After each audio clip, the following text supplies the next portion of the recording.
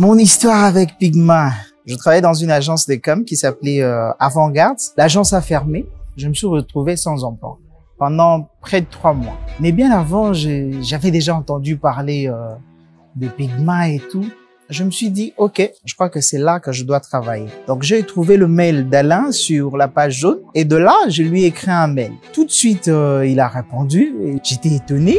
Comment il pouvait répondre aussi facilement? Il a répondu, il m'a fixé rendez-vous. Je suis venu, j'ai passé mon interview avec Tati Onokono qui était là. C'est comme ça que je suis arrivé à Pigma, par juste un mail. Donc pour dire que, OK, il y a des managers ici à Kinshasa que vous pouvez écrire, vous écrivez, ils répondent et voilà. J'arrive à Pigma, je m'habillais de temps en temps, chemise, cravate, costume. Et là, ça passe pas.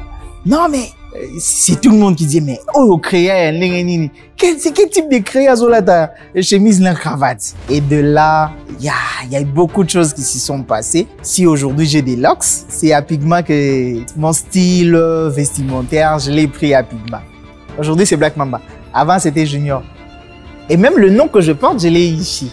Quand je suis arrivé à Pigma, j'ai trouvé Alain quelqu'un de très simple. Un jour, j'ai été étonné. On était en train de travailler et il est venu. Il s'est posé par terre en train de nous expliquer. J'étais là, mais comment est-ce possible? C'est le DG, Alain Toyo Kaka et tout. Et le gars, il vient et il s'agenouille et puis il travaille. Ça a changé ma perception du manager. Je dirais que c'est Alain qui m'a plus marqué parce qu'il n'était jamais satisfait complètement.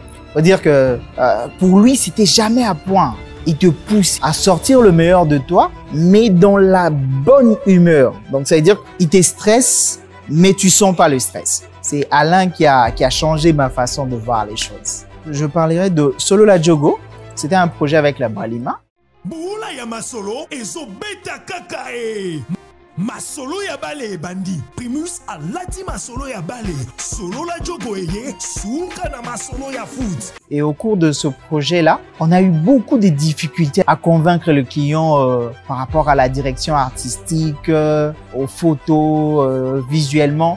C'était compliqué. Il y a eu beaucoup d'allers-retours. Ça a commencé chez un collègue à moi qui s'appelait Bob Nadjimoun. Il a pris le projet. Au finish, il n'a pas fini. J'ai pris le projet. Il y avait beaucoup de complications dans ce projet-là. Mais si je me rappelle bien, il y a mon visage qui est sorti sur les panneaux. Parce qu'en réalité, on n'arrivait pas à trouver des images qui correspondaient à ce que le client voulait. Je proposais qu'on fasse un shooting et je comprenais ce que voulait le client. On a fait un shoot basique comme ça. On a improvisé. Je jouais l'acteur. Le client a adopté le projet. On va faire maintenant le shooting. Oh, mais là, j'étais un peu, voilà, naturel. On fait le shooting, maquillage, tout. On envoie le visuel au client. Il refuse. Il veut pas. Donc, on a dû reprendre les photos qu'on avait fait à la hâte comme ça. Et c'est comme ça que le projet est sorti. C'était une belle expérience. À Kinshasa, quand on te voit sur panneau, on te dit quoi? Olembongo. Aya, Olembongo est belé. Olembongo, mais c'est comme il faut l'art.